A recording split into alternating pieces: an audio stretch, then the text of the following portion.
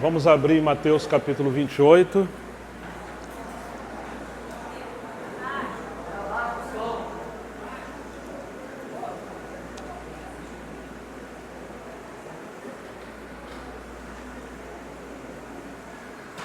Mateus 28, de 18 a 20.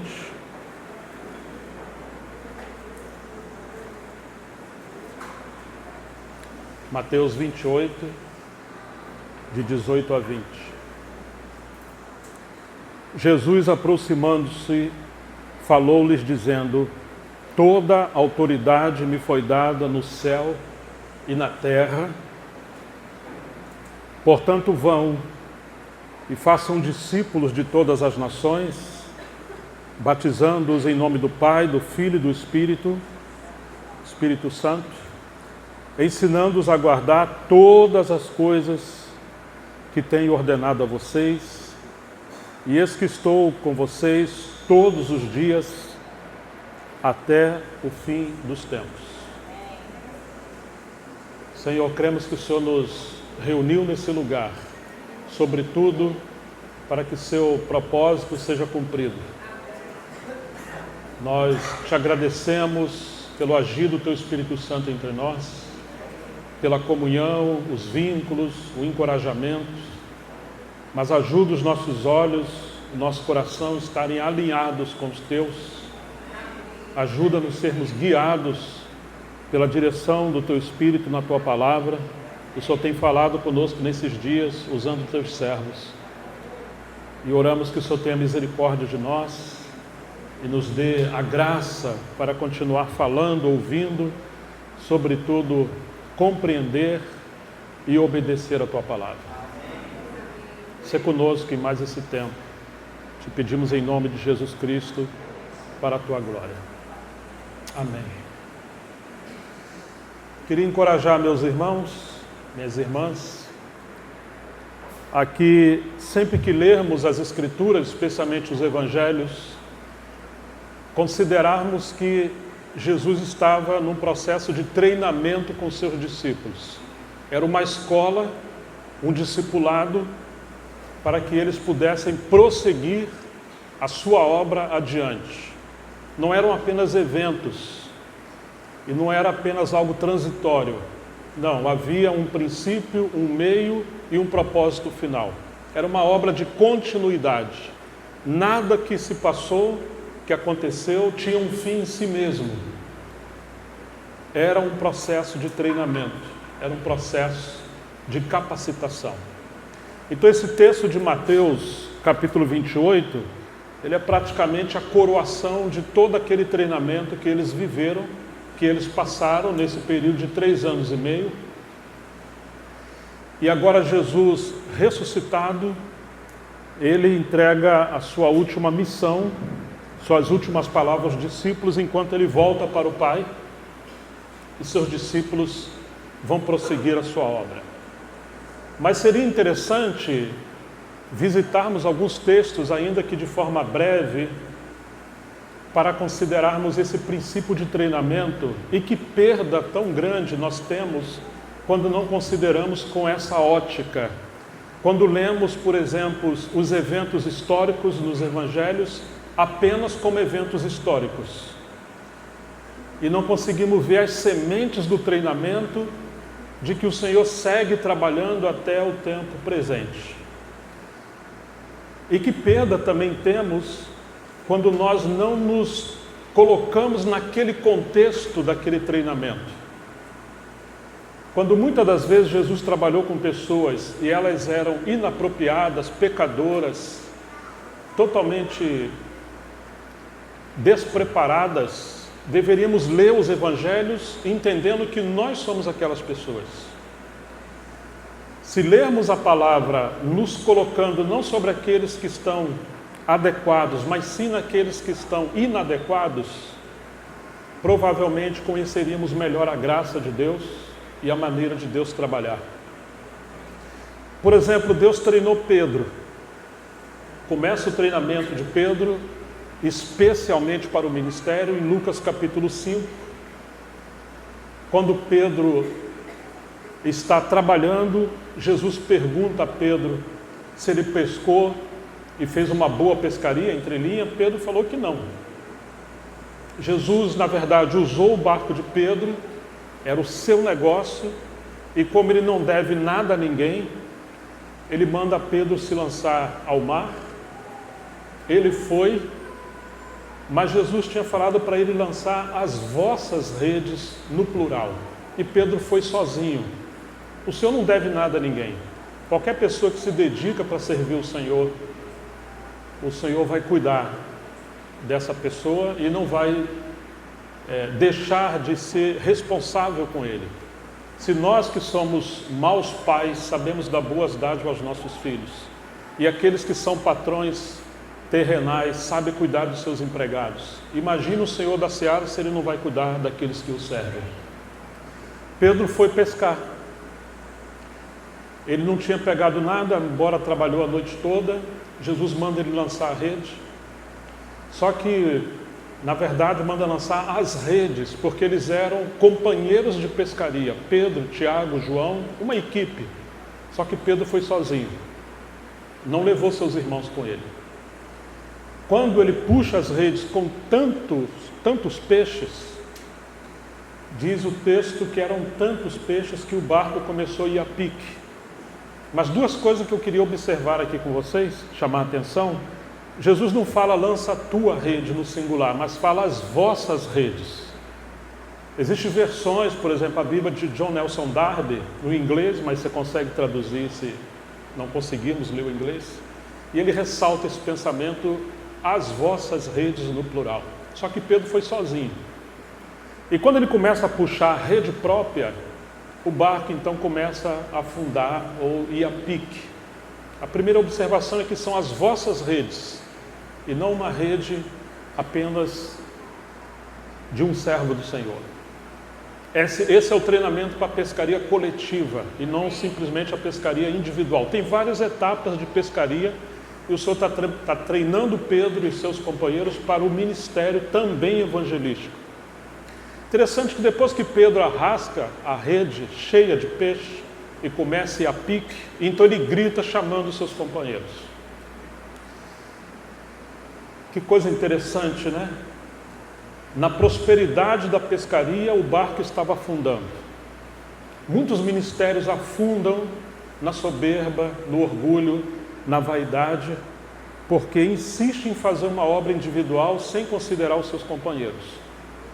A maioria inicia sozinho, é um chamamento ao ministério, mas Deus vai forjando e chega uma hora que Ele leva os seus servos a trabalhar em equipe.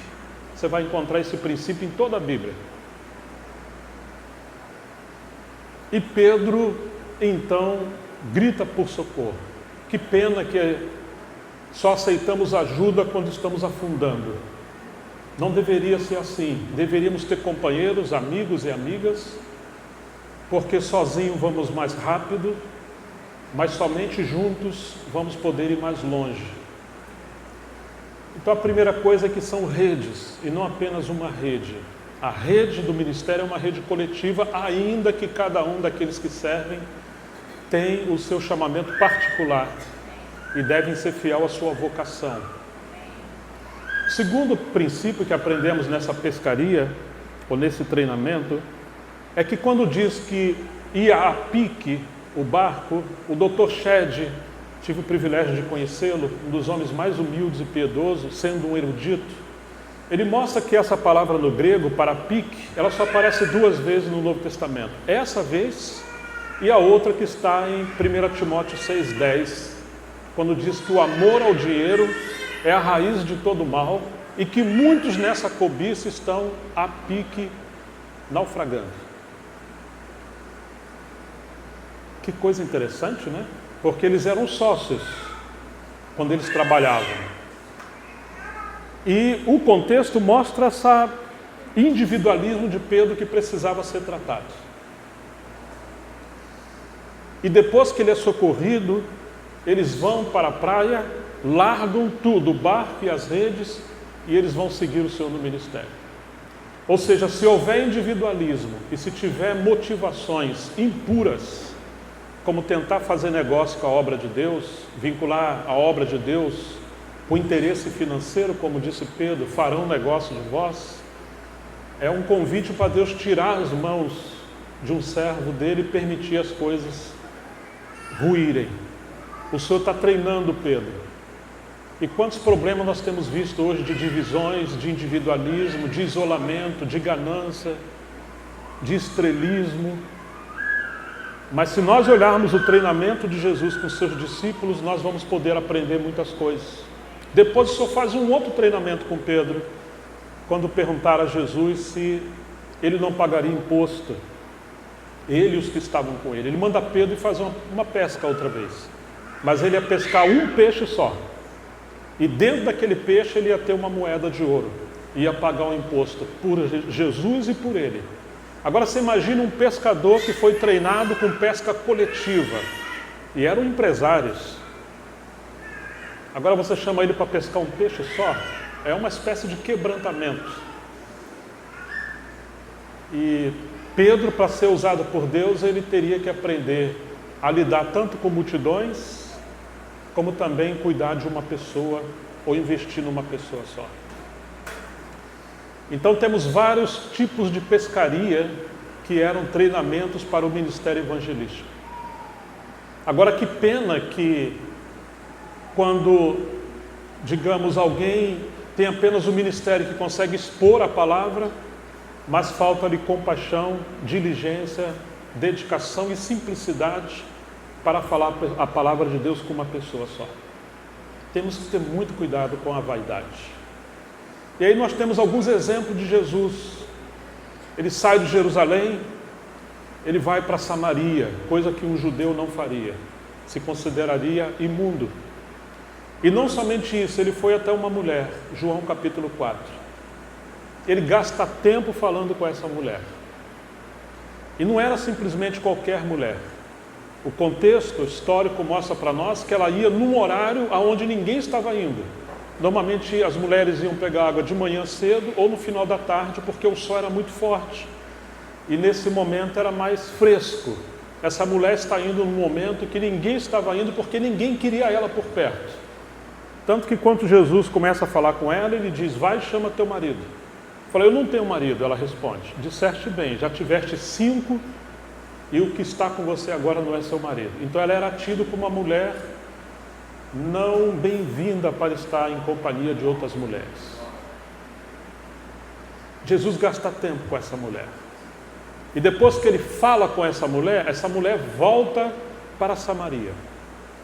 E vocês lembram o que essa mulher fez em Samaria? Vamos ler João capítulo 4 de maneira rápida. Apenas ressaltar os versículos 28 a 30.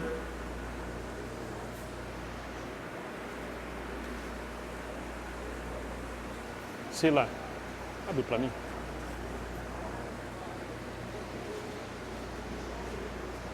Põe um copinho de água, por favor. Faz parte do treinamento. Claro. João 4, 28 a 30. Quanto a mulher deixou o seu cântaro, foi à cidade e disse ao povo: venham comigo e vejam um homem que me disse tudo o que eu já fiz. Não seria ele, por acaso, o Cristo? Então saíram da cidade e foram até onde Jesus estava. Versículo 39. Muitos samaritanos daquela cidade creram em Jesus por causa do testemunho da mulher que tinha dito: ele me disse tudo o que eu já fiz. 30 e 31. Então saíram da cidade e foram até onde Jesus estava. Enquanto isso, os discípulos pediam a Jesus, dizendo: mestre, coma. Que coisa surpreendente a evangelização. Jesus gasta tempo com uma mulher improvável. E agora essa mulher volta para a cidade. Não era um mestre, não era uma grande obreira, era uma mulher que era desprezada pela sociedade. Mas ela simplesmente fez uma coisa, ela testemunhou. E ao testemunhar, muitos samaritanos daquela cidade creram em Jesus. Testemunhar. Esse é um treinamento preciosíssimo do Senhor, porque isso vai acontecer outras vezes. Nós não precisamos ser grandes obreiros ou grandes evangelistas, ou aqueles que não têm essa vocação, para simplesmente dar um testemunho. Porque às vezes pensamos, eu não sou evangelista, como é que eu vou pregar o evangelho? Não, você não precisa ser um grande evangelista. Você só precisa amar o Senhor. Amar o Senhor, aquele que amou o mundo de tal maneira que enviou o seu único Filho, para que todo aquele que nele cresça não pereça, mas tenha vida eterna. Ele ama as pessoas. Ele não quer que nenhum se perca. Seu coração está inflamado de amor. Um amor indescritível ao ponto de enviar o seu Filho. Agora, se amamos a Deus e se falamos que temos visão de Deus, visão mais elevada, visão de tanta coisa, o teste dessa realidade também será o amor com as pessoas que estão perdidas ou não conhecem o Evangelho. Vocês se lembram daquele dia que Jesus subiu ao Monte da Transfiguração e se transfigurou diante dos discípulos, e ali apareceram Moisés e Elias? Claro que Pedro queria ficar ali. Bom estarmos aqui, vamos fazer 3 tendas e 3 grandes movimentos. Só que lá no pé do monte havia um pai agonizado com o seu filho endemoniado. Ora os demônios lançam no fogo, ora na água, e ninguém conseguia expulsar esse demônio. Jesus não permitiu que os discípulos ficassem só lá em cima, naquela visão contemplativa, meditando, contemplando, ainda que isso é importante. Mas ele desceu com os discípulos. A visão que temos no monte, a visão da vida mais profunda, as profundezas das Escrituras, da vida com Cristo, só é real se transformar o nosso coração egoísta, petrificado, cheio do amor do Senhor, da compaixão e da misericórdia. Jesus, quando viu aquele pai angustiado e viu que os seus discípulos não puderam expulsar, ele dá lições para eles sobre jejum e oração e expulsa o demônio.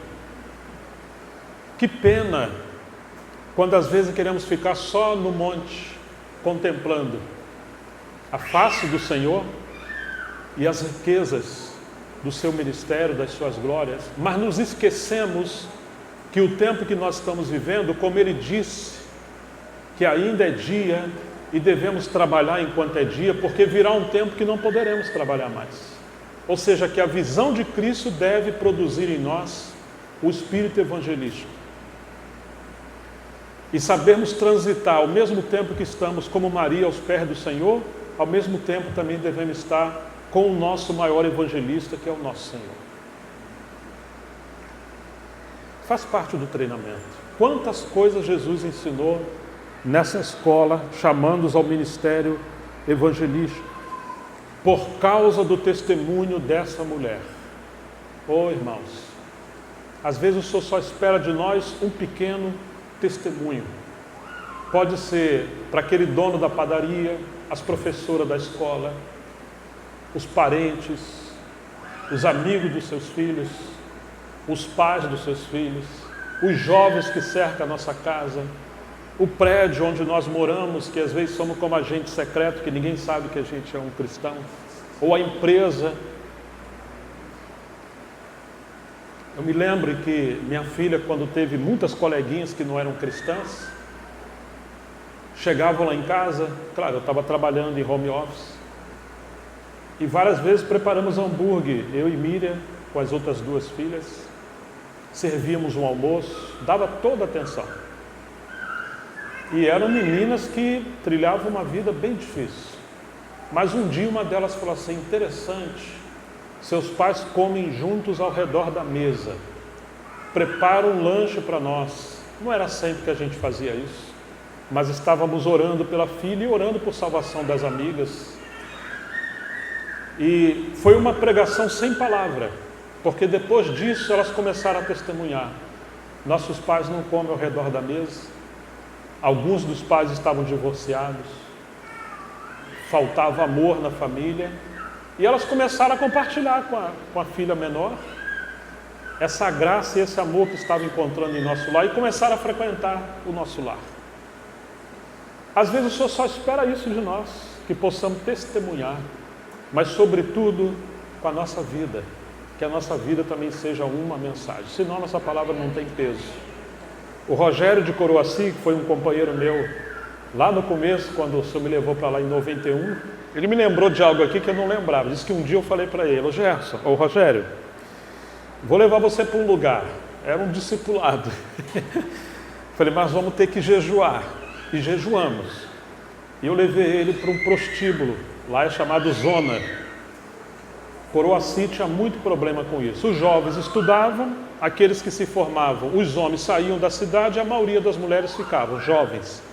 Então é uma cidade muito envolvida com alcoolismo, prostituição e doença mental. É isso, Rogério? Muitos problemas. É um convite estranho chamar um jovem para ir visitar um lugar desse. Mas o Senhor me deu muita compaixão por jovens, mulheres. E a gente tem que lembrar dessas pessoas como se fossem nossos filhos. E ele estava lembrando que quando chegamos no lugar, uma mulher caiu endemoniada e se enrolava como não tivesse ossos, como uma serpente. Nós pregamos o Evangelho em vários lugares. E graças a Deus houve fruto. Mas às vezes é só o nosso testemunho que precisa ser dado. É só um ato de amor. É só um ato de entrega. Nosso coração está muito frio no tempo que nós estamos vivendo, não só porque conhecemos pouco o nosso Senhor, mas porque enfatizamos alguns aspectos do ministério do Senhor em detrimento de outros.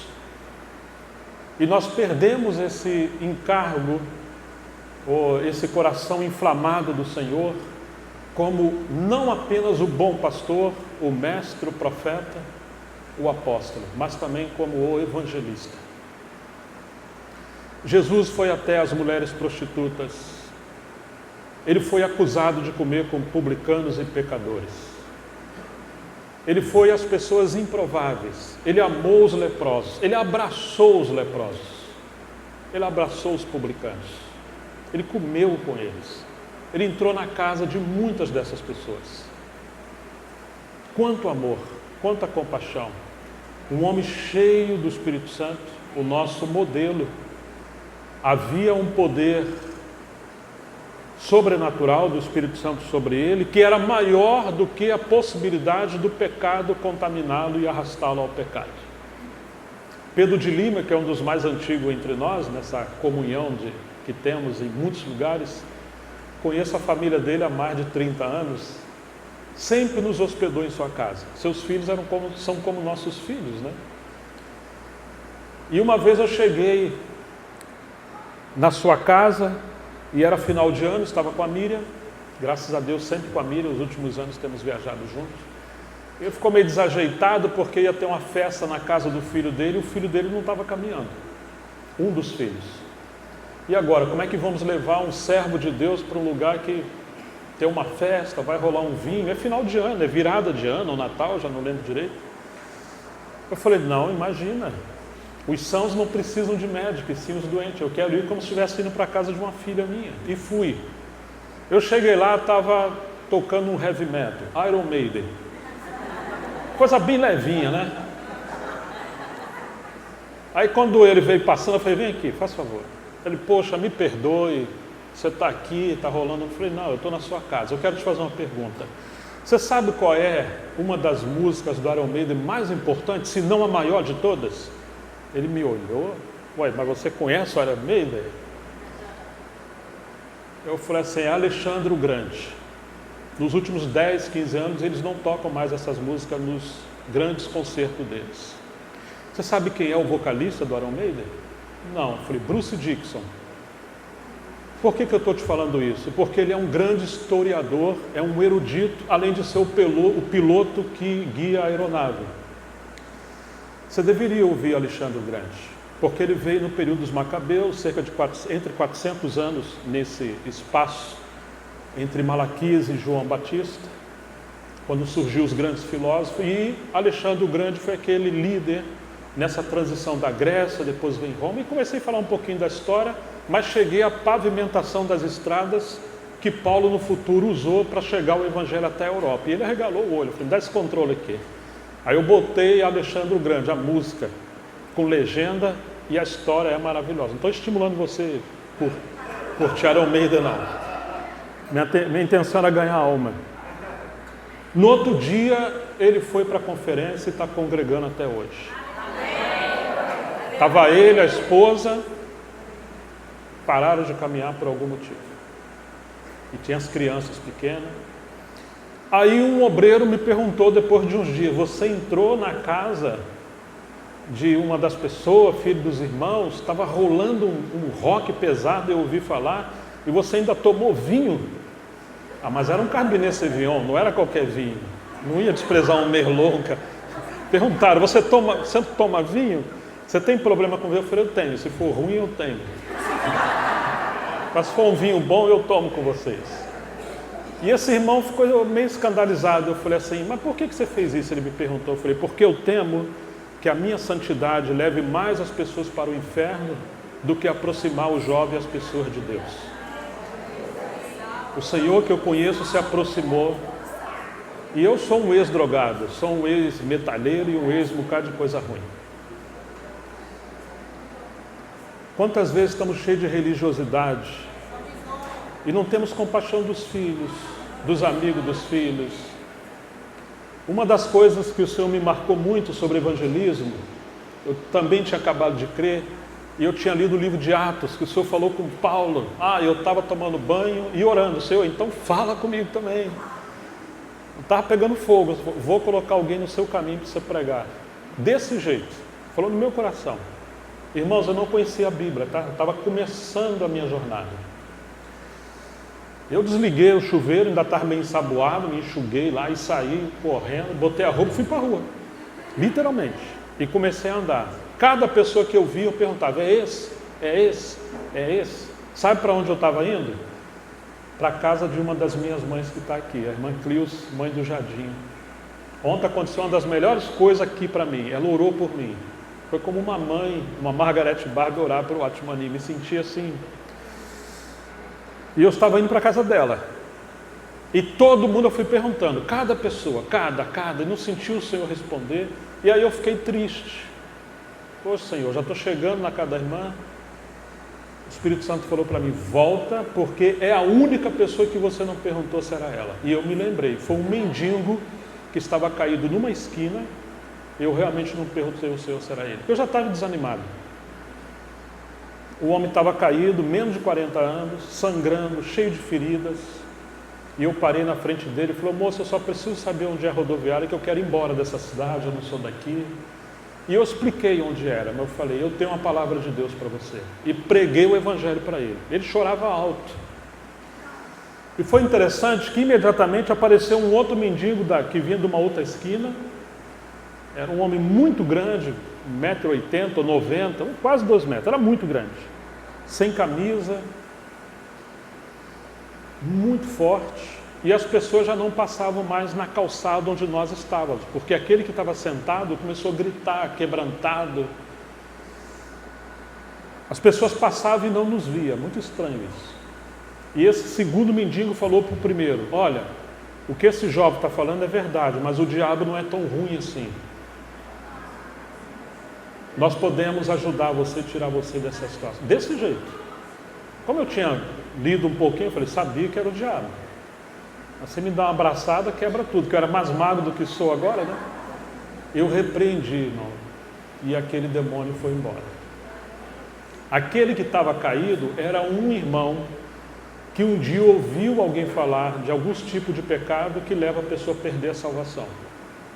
E ele havia cometido um pecado, então ele fugiu, deixou a igreja, deixou a família, se lançou na sarjeta, na bebida e nunca mais saiu.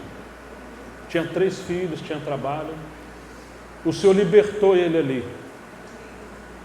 Eu tirei todo o dinheiro do meu bolso e dei para ele. O início, tivemos várias experiências do Senhor nos guiar assim, só para testemunhar. Eu não conhecia a palavra. E depois fui lendo esses textos e vendo como que Jesus trabalhou de forma tão simples, descomplicada, e estava treinando os seus discípulos, e essa deveria ser a normalidade da vida cristã. Nós às vezes deixamos de fazer coisas porque focamos os olhos nas coisas grandes e esquecemos que Deus chamou pessoas simples.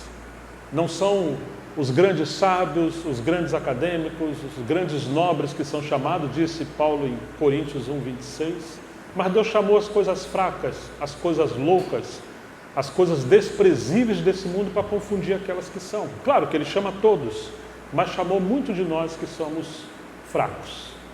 Será que Deus se equivocou em nos chamar? Não. Ele quer se revelar forte usando vasos fracos. E você vai encontrar Jesus em todo o seu ministério, numa simplicidade, encharcada de amor, de compaixão, e indo atrás das pessoas perdidas. Meu pai trabalha até agora, e eu trabalho também. Um outro exemplo, vocês se lembram do gadareno, endemoniado gadareno? Ele quebrava tudo, não podia mais ficar preso. Muitos demônios, legiões de demônios. Jesus largou uma grande cidade e chegou àquele lugar. E foi até aquele homem. Podemos ler o capítulo 8 de Lucas, versículos 38 e 39.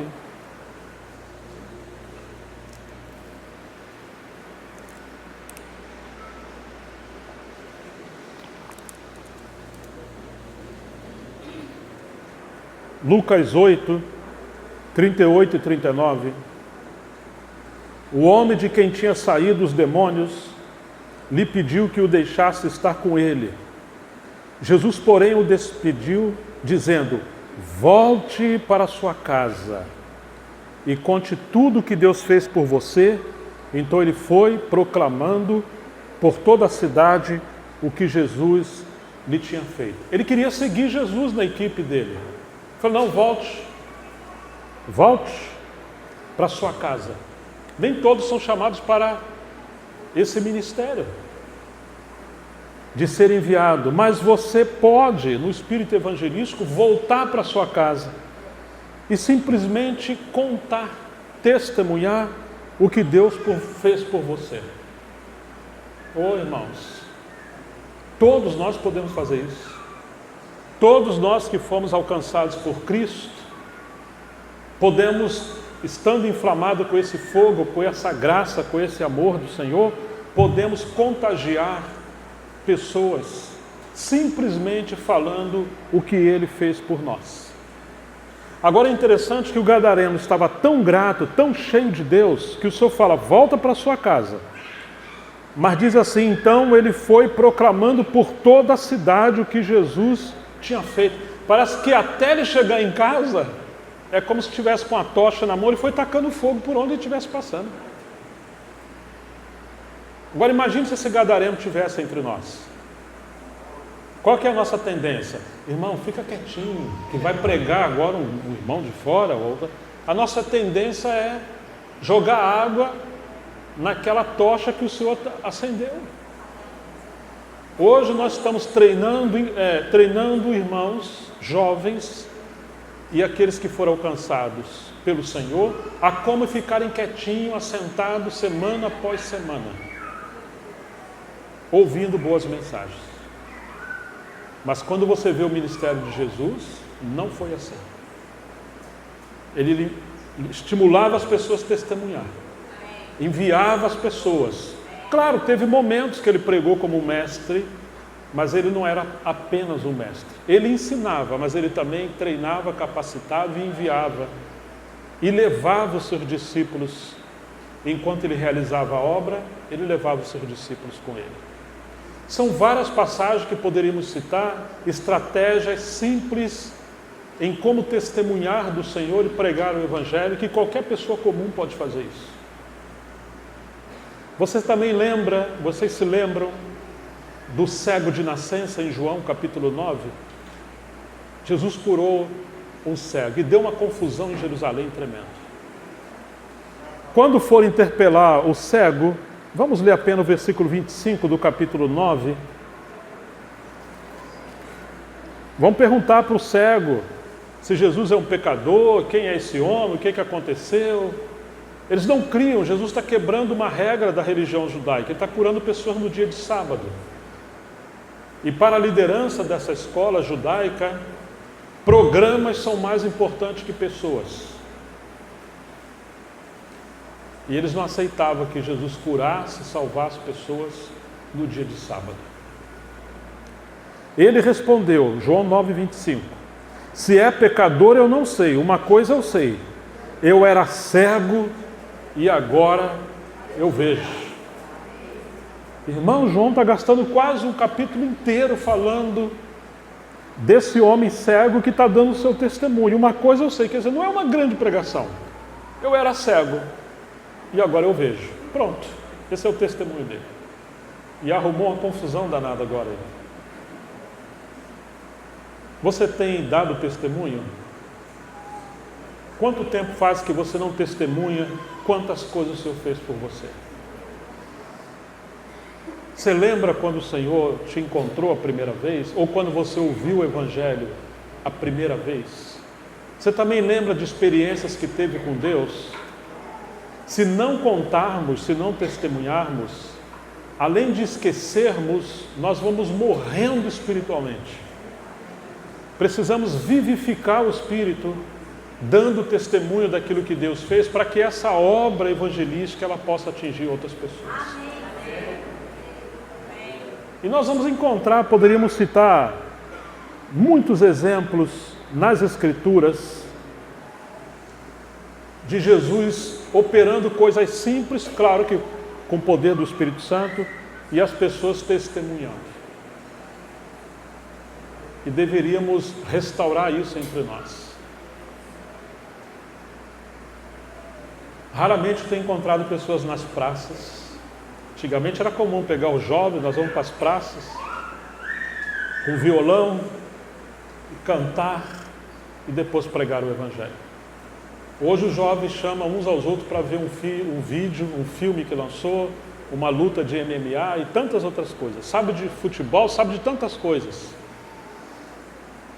Talvez, para alguns que são religiosos, imagine, vocês vão para a praça pregar o Evangelho, é perigoso. Vocês vão orar, vai jejuar, não, tá. Mas nós estamos matando a geração mais nova, roubando deles esse estímulo de oração, jejum, testemunho, leitura, pregação do Evangelho. E tornando eles religiosos em apenas escutar mensagens e se envolver com as coisas terrenas desse mundo. Mas a Bíblia diz que com os jovens está a força. E para a pregação do Evangelho precisamos da energia dessa nova geração. Que Deus tenha misericórdia de nós e nos ajude.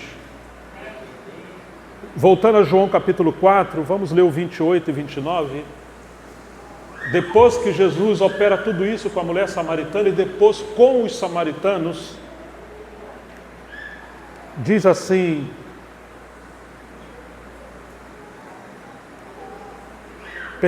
João capítulo 4, versículo 34 em diante. Jesus lhes declarou: a minha comida consiste em fazer a vontade daquele que me enviou e realizar a sua obra. João 4, 34. 35. Vocês não dizem que ainda falta 4 meses até a colheita? Eu, porém, lhes digo: levante os olhos e veja os campos, pois estão maduros para a colheita. Quem colhe, recebe deste já a recompensa e ajunta o seu fruto para a vida eterna, para que se alegre ao mesmo tempo o que semeia e o que colhe. Pois no caso é verdadeiro o ditado: um é o que semeia, o outro é o que colhe.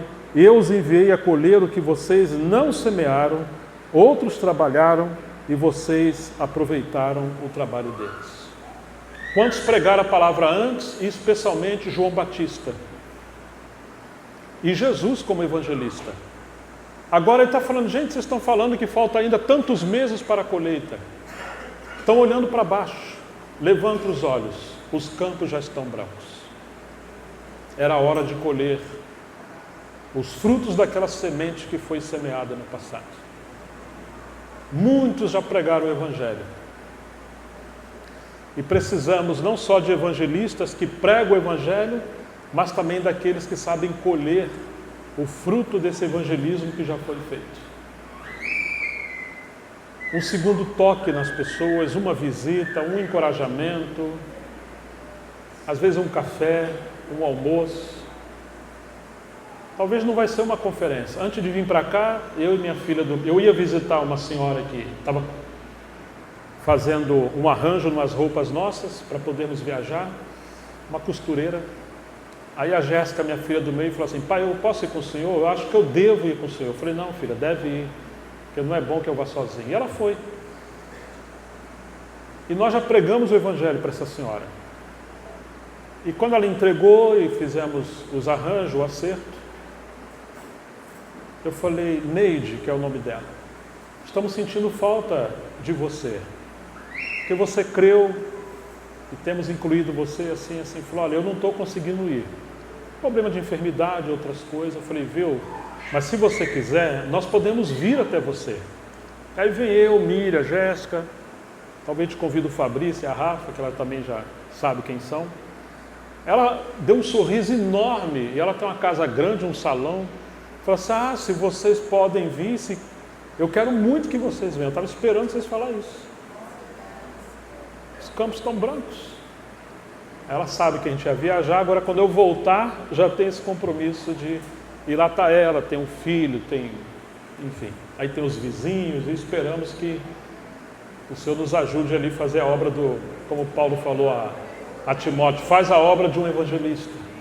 Antes de vir, visitei uma outra família, a mala estava aberta, o voo era 9h50, eu falei, acho que um café por volta de 4h30 e gastar 1 hora com eles eu consigo.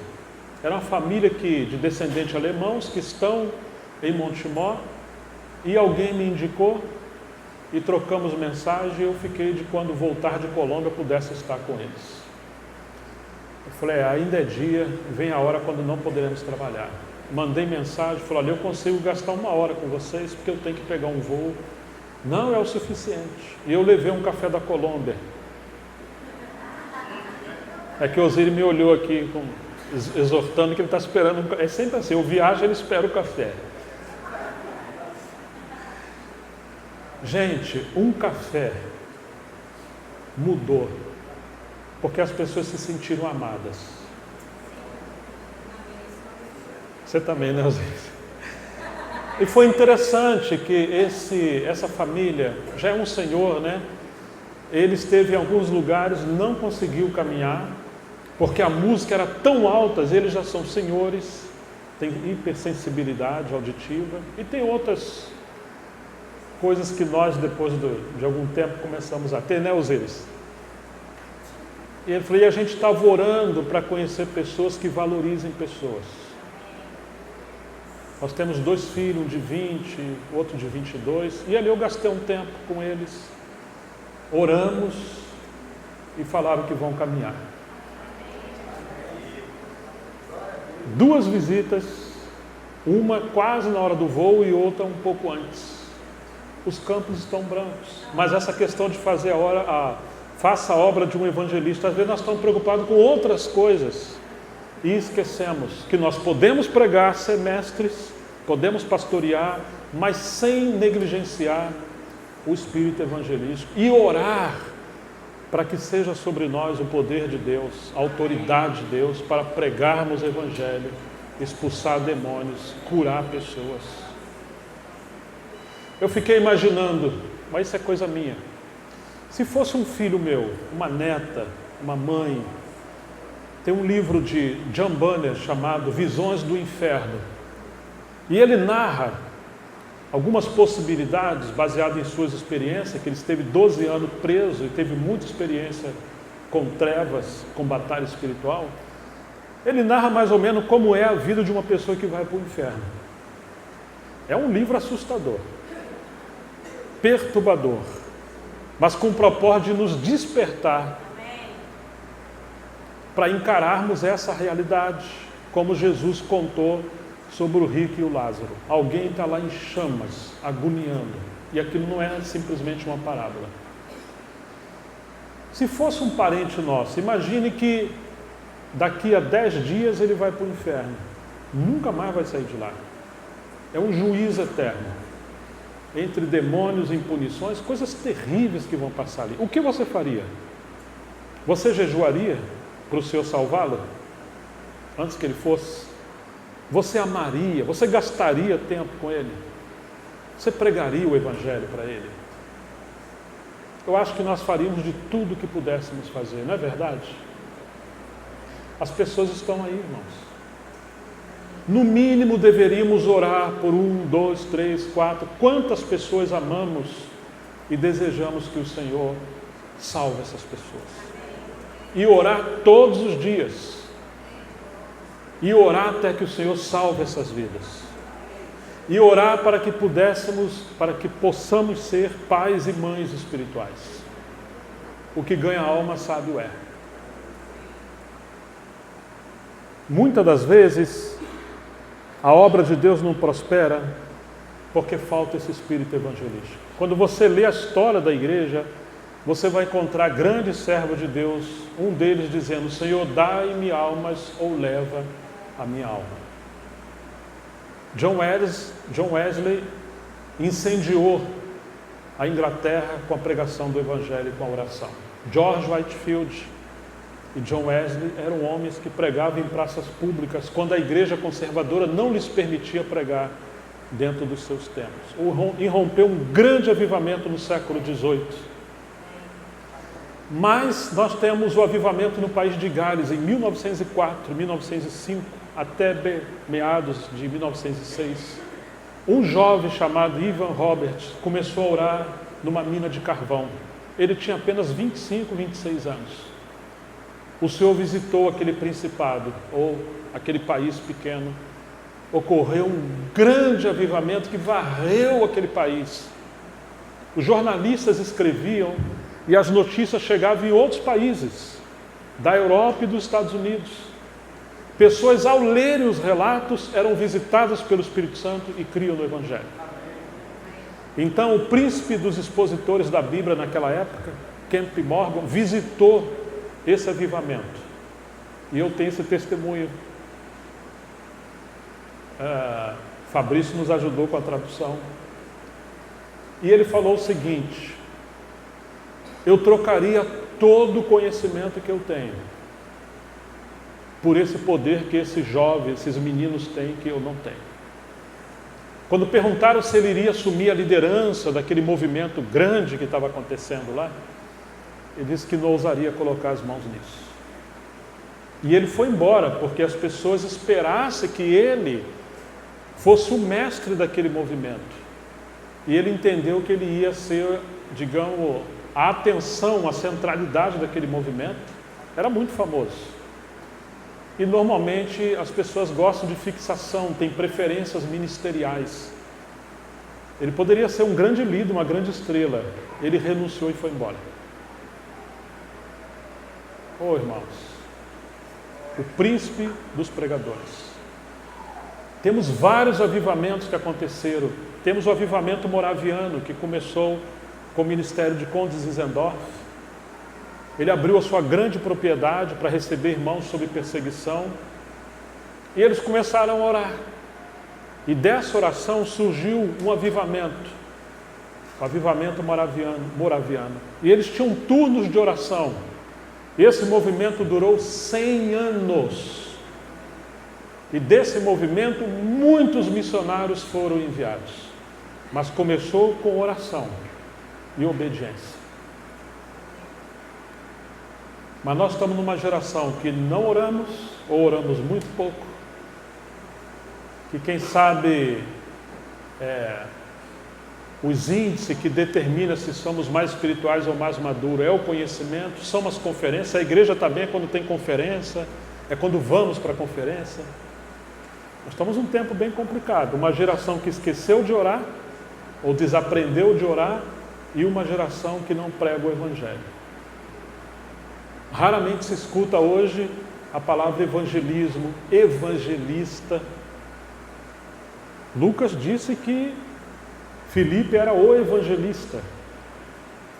Hoje raramente se encontra esse termo, esse conceito. Encontramos pessoas querendo ser mestres e não são mestres, nem são pastores, nem evangelistas, nem quase nada. E não conseguem dar um testemunho do amor do Senhor para as pessoas. Eu não vou fazer essa pergunta. Quantos têm folheto evangelístico em casa e quantas mulheres têm um folheto evangelístico dentro da sua bolsa? Você não precisa levantar a mão, mas depois você pensa. Isso é um sintoma de que estamos doentes. Porque um folheto pode salvar uma alma, ou muitas almas. É uma semente, é um testemunho que está ali. Mas nós estamos vivendo esse tempo que desaprendemos a fazer coisas simples porque nos concentramos em coisas grandes, mas tarefas grandes que anulam as pequenas iniciativas do Espírito Santo, e nós estamos atrofiados. Temos várias lições em todo o treinamento de Jesus com seus discípulos, de coisas de que no final eles foram inflamados pelo dia de Pentecostes, com o derramamento do Espírito Santo, mas eles estão fazendo o que Jesus treinou a eles para fazer. Jesus enviou 12 dos seus discípulos para pregar o Evangelho e falou para ir primeiro às ovelhas perdidas da casa de Israel. Mas ele também enviou 70 dos seus discípulos. Será que nos lembramos disso, irmãos? Que Jesus enviou 70? Vamos ler essa passagem para a gente chegar ao final do nosso tempo. Lucas capítulo 10, o envio dos 12 está em Mateus capítulo 10, ainda que aparece em outros textos, mas nós vamos ler a comissão dos 70 em Lucas capítulo 10, versículos 17 a 20. Então os 70 voltaram, Jesus enviou, agora estão voltando, cheios de alegria, dizendo: Senhor, em seu nome os próprios demônios se submeteram a nós. Hoje muitos cristãos estão sem alegria e deprimidos. Mas se quisermos estar cheio de alegria, prega o Evangelho. Por quê? Porque quando nós pregamos, atraímos o Espírito Santo, e essa é a palavra da fé que pregamos. O Senhor vai nos encher, vai nos usar, a alegria do Senhor é a nossa força, nós podemos ser úteis ao Senhor. E eles falaram: Senhor, em seu nome, os próprios demônios se submetem a nós. Jesus lhes disse: eu vi a Satanás caindo do céu como um relâmpago. Eis que eu dei a vocês autoridade para pisarem serpentes e escorpiões, e sobre todo o poder do inimigo, e nada, absolutamente nada, lhes causará dano nenhum. Ou seja, não tenham medo de demônios.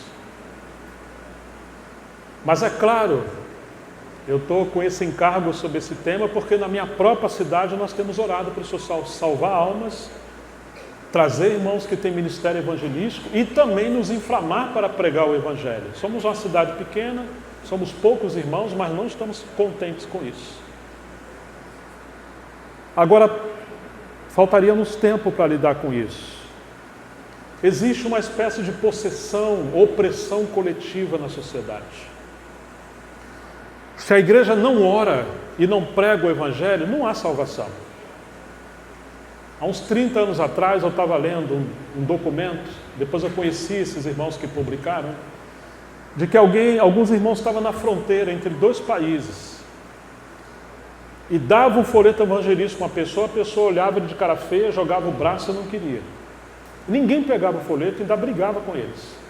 Aí eles atravessaram a fronteira caminhando, era o limiar ali, e passaram a dar os folhetos para as mesmas pessoas que tinham rejeitado. E elas recebiam com alegria, agradeciam. Falaram: tem alguma coisa acontecendo. E eles foram buscar o Senhor. Eles descobriram que da fronteira para o seguinte país, havia muitos cristãos orando para o Senhor salvar almas. E no país onde eles viviam, especialmente ali próximo à fronteira, os cristãos não oravam. Estava só envolvido com estudo bíblico e tal. As mesmas pessoas, você imagina isso? Ou seja, potestades malignas atuando em cidades e países, principados e potestades. E olha o que Jesus está dizendo: eu vi a Satanás caindo do céu como um relâmpago, eis que eu dei a vocês autoridade para pisarem serpentes e escorpiões e sobre todo o poder do inimigo, e nada absolutamente lhes causará dano. Então, meus irmãos, minhas irmãs, nós às vezes podemos estar também oprimidos, sem nenhum poder para pregar o Evangelho, enquanto nossos filhos estão debaixo de influência maligna. Às vezes pregamos o Evangelho, já vai aí 10, 20 anos, as pessoas não se salvam. Pedro liberou uma pregação, 13.000 almas foram salvas. Às vezes pregamos 13.000 mensagens, não salva uma pessoa. Pedro estava cheio do poder do Espírito Santo. Pedro estava debaixo de obediência. Pedro foi enviado. Mas eles entenderam essa comissão de que os sinais iam seguir quando eles obedecessem, de que tinham que cumprir essa grande missão de pregar o Evangelho. Se não voltarmos ao ministério evangelístico, nós estamos impedindo o poder de Deus, a obra do Espírito Santo, e estamos nos atrofiando. Então, amados irmãos e irmãs, nós temos um grande desafio em nosso tempo. Precisamos reevangelizar o povo de Deus com o Evangelho do Reino. O Senhor deu à igreja homens dons, apóstolos, profetas, pastores e mestres. Tem os evangelistas também, né? Sua Bíblia tem? Interessante, né? E por que esse tema quase não é enfatizado? Porque vivemos como se não houvesse necessidade desse encargo. Então precisamos voltar ao ministério evangelístico. Precisamos voltar a contemplar o Senhor como o evangelista. E precisamos obedecer o ide do Senhor, a grande comissão. Precisamos fazer releitura das Escrituras. Todo mundo sabe aqui João 3,16, né? Todo mundo sabe? Isso. E o que aconteceu? Ele enviou, Deus amou o mundo de tal maneira, enviou o seu único filho. Bom, grande texto. Vamos dizer que é um texto clássico, que todo mundo deve saber. Agora a gente poderia ler assim: Deus amou minha cidade de tal maneira, Deus amou o meu bairro de tal maneira, Deus amou a minha rua de tal maneira, o meu prédio de tal maneira, Deus amou a minha escola de tal maneira, a minha empresa onde eu trabalho, os meus parentes, de tal maneira que me enviou. Ele me enviou para pregar o Evangelho, para que aqueles que creem não se percam, mas sejam salvos. Às vezes olhamos, Deus amou o mundo de tal maneira, mas o mundo é muito grande, né? 8 bilhões de habitantes em média, né? Então essa visão macra para a gente, fala, nossa, não é para mim não. Agora vamos ver de maneira micro para nós, né? Deus amou a minha rua, meu bairro, o lugar onde eu trabalho, a faculdade, a escola, o lugar onde eu treino. Se você entender que Deus amou aquele lugar de tal maneira que Ele enviou você para lá, então você tem um negócio. Quem sabe na hora do troco você poderia dar um folheto evangelístico. Quem sabe você poderia ter um sonzinho baixinho, ambiente, que pudesse transmitir paz, músicas que falam do amor do Senhor. Não estou dizendo aqueles cânticos de guerra. Estou falando uma brisa suave. Eu conheço pessoas que foram salvas porque escutaram um louvor, nem que você coloque um jazz, nem que você coloque uma música, mas às vezes você entra num lugar, parece um cemitério. Não tem vida. E a maneira de recebermos a pessoa, irmãos, às vezes convidamos pessoas para visitar o nosso local de reunião. Como que recebemos essas pessoas? Como é o impacto? Eu às vezes falo para irmãos, viu, está vendo aquela pessoa lá? Está sem Bíblia. Ou está com a Bíblia, mas não consegue achar. Poxa, você poderia sentar lá do lado dela? Receba com um abraço, com um sorriso. Às vezes as pessoas não querem voltar. Houve uma vez em Montemor, depois da ceia, a gente tem um momento de mutualidade, ou de compartilhar. Eu falei, irmãos, eu queria pedir que vocês orassem por mim, porque eu voltei a frequentar um bar. Os irmãos regalaram o olho, né? É bar mesmo? Eu falei, é bar mesmo. Eu vou uma vez por semana, mas nas últimas semanas eu estou indo 2 vezes por semana. Mas é bar mesmo? Eu falei, é bar mesmo, irmão. Orem por mim. Os irmãos regalaram o olho, porque eu sou associado ao IBAMA e no passado era mais envolvido com criação de pássaros silvestres, especialmente para preservação. E eu tinha um amigo desse movimento que ele tinha um bar. Eu comecei a visitar ele de manhã para tomar café com ele e preguei o Evangelho. Ele creu. Só que ele abriu o bar, porque não queria que eu fosse embora, então deu hora de abrir o bar e falou, vamos lá para dentro? Eu falei, vamos. E começava a chegar os pingus. Vocês sabem o que é pingus? Todo mundo sabe? Os bêbados, né? E eu continuei. Aí eu passei a jogar sinuca com os pingus. Agora eu vou escandalizar vocês. Chamei o Rogério para ir na casa de prostituição, pregar o Evangelho, e chamei o Fabrício para ir para o bar comigo. É um perigo andar comigo. Eu falei, Fabrício, vamos. O Fabrício toca violão, né? Estou querendo ir lá. Tem uma reunião lá dentro, lá. Vamos levar os irmãos para lá. Eu estava pregando o Evangelho toda semana nesse lugar. No bar. Não, aí o que aconteceu? Não, ele queria abrir uma mercearia, né? Mas o que aconteceu? Eu fiz uma pergunta para os irmãos. Quando eu chego no bar, eu vejo uma alegria entre eles. E um fala assim, olha gente, lá em casa eu estou com problema com a esposa, que eu comprei uma coisa que não deveria, usei o dinheiro da família. O outro fala assim, eu também. Aí todo mundo ficava confessando os seus pecados, os seus problemas, ninguém julgava e não tinha aquela hipocrisia, todo mundo miserável ali. E um ajudava o outro, eu falei, nossa, eles estão melhor do que a gente lá.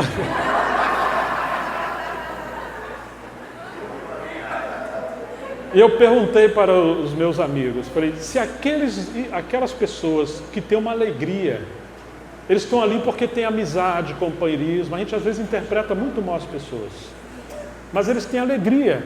Se eles passarem a caminhar conosco, eles vão encontrar alegria aqui ou tristeza? Ou será que o bar é mais alegre do que aqui? Porque a Escritura diz, o Senhor ungiu a Jesus de Nazaré com óleo. Mas nós vamos ver, em todo o contexto, que é óleo de alegria. Não é óleo de apressão. Eu preguei isso numa localidade que eu visitei a primeira vez, sobre o Evangelho de alegria, e peguei todas as passagens que falam de alegria em relação ao Evangelho. Depois eu fiz um apelo para crente. E vieram quase todos, tá? Que estavam entrando em depressão, com angústia, por causa do legalismo. E eu vi uma mocinha de uns 18 anos, lá no canto da parede. Quando eu fiz o apelo, ela ficou olhando, o Senhor me mostrou que ela estava querendo se suicidar por causa da angústia que ela estava sofrendo. E eu orei por ela. E ela veio e botou a cabeça no meu ombro. Claro que eu lembro das minhas filhas, na hora, né? Eu orei por ela e falei para ela, falei assim, não, realmente eu estou pensando em me suicidar. Meu pai é o líder da igreja e eu não aguento mais. Havia uma opressão, um legalismo tão grande, religioso. Não que o irmão era, não que a luta era para defender pecado. Não, mas às vezes se enfatiza uma espiritualidade que castra a humanidade das pessoas. Vê demônio em tudo, vê tragédia em tudo, e é muito difícil os jovens caminhar num ambiente desse. Eu orei por ela, graças a Deus está viva e está congregando, está caminhando. Mas irmãos, às vezes eu encontro mais alegria nos barzinhos do que nas comunidades cristãs, porque nós somos muito religiosos e falta o enchimento do Espírito Santo, falta a graça abundante, que o Senhor usa de misericórdia de cada um de nós e nos leve a voltar ao ministério evangelístico, um coração cheio de compaixão, de misericórdia, para amarmos as pessoas a tal ponto de dar a vida por elas. Precisamos voltar à oração, ao jejum, à pregação do Evangelho, Eu espero que todos nós venhamos ter folhetos evangelísticos. E eu queria recomendar brevemente alguns livros, porque eu olho as bibliotecas, só tem livros hoje mais reformadores, puritanos, e os livros de vida cristã, vida da igreja, você tem lá 300, 500, 1000 livros nas prateleiras dos irmãos, às vezes mais, e eu olho um por um. Normalmente eu tenho essa tendência de ver livro, né? Raramente encontramos biografias, história de avivamento, história de homens de pregação do Evangelho. Isso mostra que o nosso cardápio, nós excluímos da nossa alimentação o ministério evangelístico. Não sei se alguém aqui conhece um livro muito antigo chamado Os Generais de Deus. Dá um sinalzinho para mim se alguém conhece. A Nana está ratazana de biblioteca da minha casa, num bom sentido. Ler. Eu vi 2 mãos aqui, ou 3. Esse é um livro clássico. A Edições Vida Nova lançou uma série agora de biografias clássicas. É Vida Nova, né, Rogério? Fabrício, vocês estão lendo lá. Graças a Deus, na época, estimulei os irmãos a ler essas biografias e livros. E essa família de Fabrício, inclusive Milena, passaram a gente lá. Então, e agora tem que estimular a contar o que está ganhando para outros, né? Então, existem várias biografias. Alguém já leu a história do apóstolo dos pés sangrentos? Ah, que bom. Tem crente entre nós, glória a Deus. A biografia de Moody, ou a história de Moody. Aí, que coisa boa. Essa série de biografias das Edições Vida Nova porque você vai encontrar muitas pessoas, que inclusive simples, que Deus levantou, ungiu e enviou e usou muito esses homens e mulheres, e avivaram e pregaram o Evangelho, e surgiram muitas igrejas. Poderíamos fazer uma lista. O jovem gosta de desafio, né? Mas poderíamos criar uma dinâmica de relatar uma lista de histórias de biografias e de avivamentos. George Miller, para a gente compartilhar entre nós, e isso gerar essa motivação de oração e pregação do Evangelho. Deus nos abençoe, meus queridos. O meu coração é estimular, encorajar, ministrar fé, que o Senhor não mudou, porque eu sou fruto de obra de evangelização. Volte para as coisas simples. A irmã Clício, que eu já falei o nome dela várias vezes, quando eu criei, não era qualquer um ficar perto de mim não, viu? Eu era cabeludo, usava corrente, andava descalço, era endemoniado. Quando eu andava numa calçada, as pessoas passavam para outra. Ela me recebeu na casa dela, me abraçou. Depois eu fui descobrir por que ia para a casa dela e só acordava no outro dia. Que ela colocava um pozinho na comida da gente, uns comprimidos lá. E é literal isso, porque a gente não era fácil. Quando saía à noite, se saía sexta, voltava na terça, na segunda, quando voltava. Então ela arrumou uma estratégia e a gente dormia lá o tempo inteiro, comia e voltava a dormir. Mas foi uma mãe para mim que orou, deu a sua vida. Isso é uma obra evangelística. Várias irmãs intercediam em Cabo Frio e o Senhor fez uma obra de avivamento pioneira. Muitos drogados foram visitados pelo Senhor em Cabo Frio, fruto da intercessão das irmãs. O irmão Wallace, que está aqui, que agora vive em São Pedro da Aldeia, foi um dos primeiros que depois que eu criei, passou a me ensinar as Escrituras. É um trabalho maravilhoso. A irmã Saninha, mãe do Rogério, orou com a Chiquita uns 25 anos para Deus levar alguém para a cidade lá de Coroaci. E o Senhor me levou para lá. Foi uma mãe também que abriu a casa. Gente, nós temos muitos serviços. Eu louvo a Deus pela pessoa que me deu a primeira Bíblia.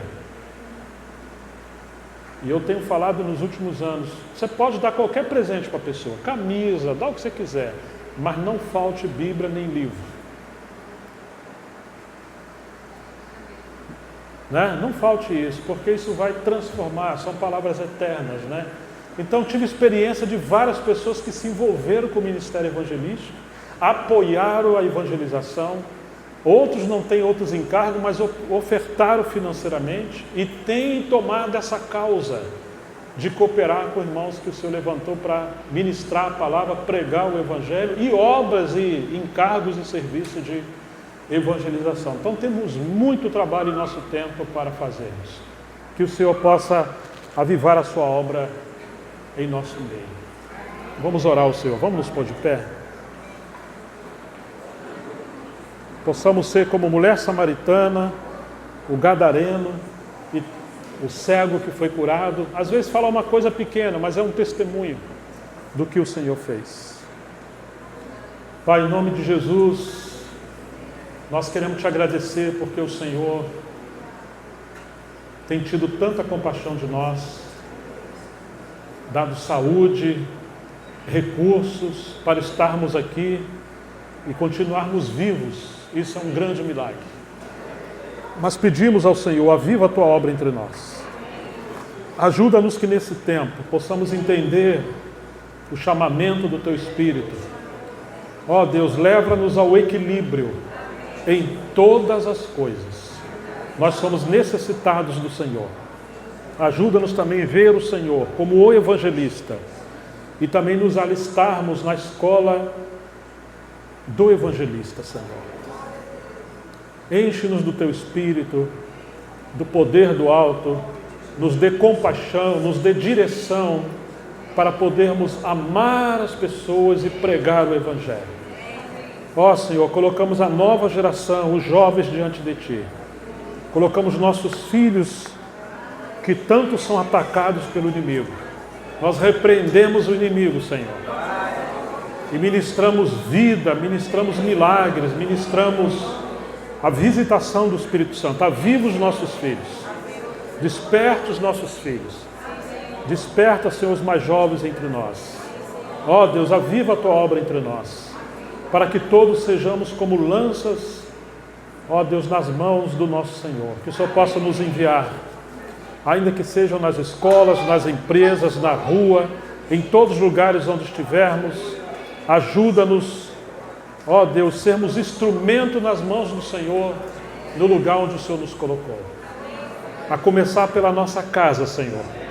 Em nome de Jesus Cristo, que o Senhor continue operando a sua vontade entre nós, para a tua glória, em nome de Jesus.